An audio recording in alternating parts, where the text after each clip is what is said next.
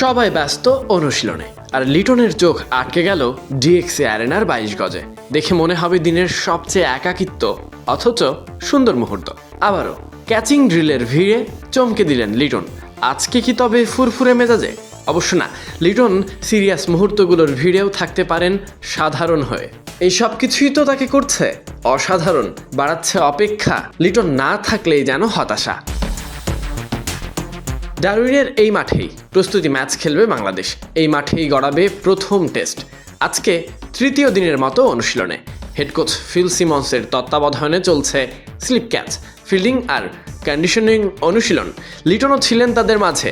পায়ের চোট কাটিয়ে সদ্য টেস্ট দলে যোগ দিয়েছেন স্টাইলিশ এই ব্যাটার। তবে দলে ফিরতে আরও খানিকটা অপেক্ষা বোধহয় করতেই হবে।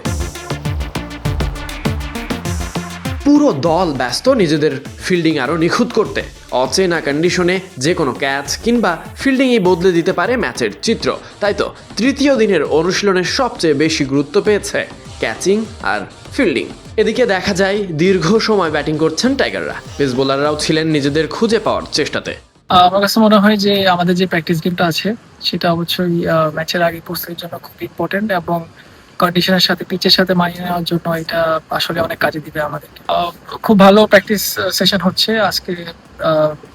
ফিল্ডিং হলো, ব্যাটিং হলো, বোলিং হলো, এরপরে অবশ্যই আমাদের আরো সামনে অনেক টাস্ক আছে এবং অনেক সেশন আছে। সো আশা করি যে সবাই তাদের প্রিপারেশনটা নিতে পারবে এবং আমরা ভালো একটা স্টার্ট।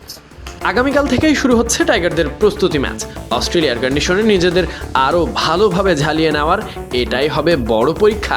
টেস্ট সিরিজের আগে এই 3 দিনের ম্যাচে কার কী অবস্থা, ব্যাটারদের ধৈর্য কিংবা বোলারদের ছন্দ, সব কিছুই থাকবে কোচদের নজরে।